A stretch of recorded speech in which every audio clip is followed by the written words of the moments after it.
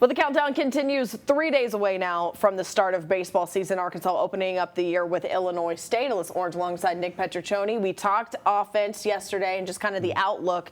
Let's talk pitching because it's one of the things that they're definitely going to have to figure out. Who starts when do you put guys in, all that kind of stuff. Good thing I'm not Matt Hobbs and we can just talk about decisions, not have to make any. I think it's the biggest question mark. It was last year and it is this year because you lose so many pitchers. You lost 2 of your starters. Yeah. You lost your best pitcher you've seen in decades in Kevin Kopps, and you lost a couple of other role players to the draft as well. So I don't really know. I think we have the first two nailed down that we'll get to. Yeah. That third spot, just like last year, is going to be up for grabs. We were talking about this, obviously, before we sat down here. I think Connor Nolan is going to be your Friday starter. I think everyone is kind of leaning on Connor, the way that he's been able to really focus on the year. He's feeling great. He's excited.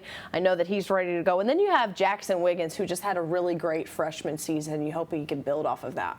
He had some tough moments that he had to learn from, like a home run in that Tennessee series that cost him the game in the 9th inning. But I think he's their number 2.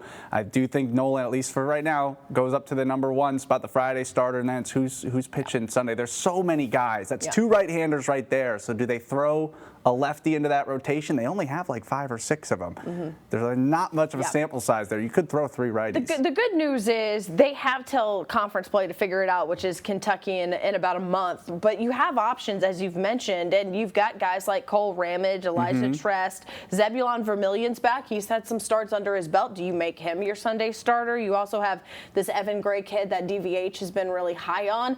And then there's also this Nick Griffin guy. It's his 2nd year here, but he came in with an arm injury, and so he recovered, did not pitch last year, but they love his stuff. They think he's electric. They think he's better now after his surgery than he was when he got here. And DVH said, this is a kid that we literally recruited to be a starter in this league. Maybe he's your wild card. That could be. I also look at a guy like Heston Toll. This is a guy that they were going to possibly redshirt last year, and DVH said, well, we have one opportunity to throw you.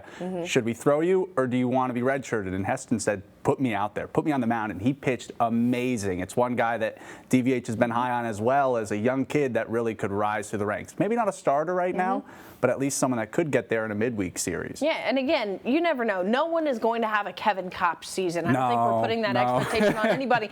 But the good thing is they've got a lot of potential here, and someone is going to step up and surprise us. And as of right now, you got Connor, you have Jackson in that Sunday spot up for grabs. But it's going to be fun to see who DVH kind of rotates through and figure out what he wants to do by the time they hit Kentucky. All he cares about is getting a win over Illinois State this weekend. And it should be pretty easy, I think, to start out. It'll be a lot of fun. Looking forward to it. Coming up tomorrow, we're going to look at the SEC schedule, maybe talk about what series we're looking forward to most. That's tomorrow.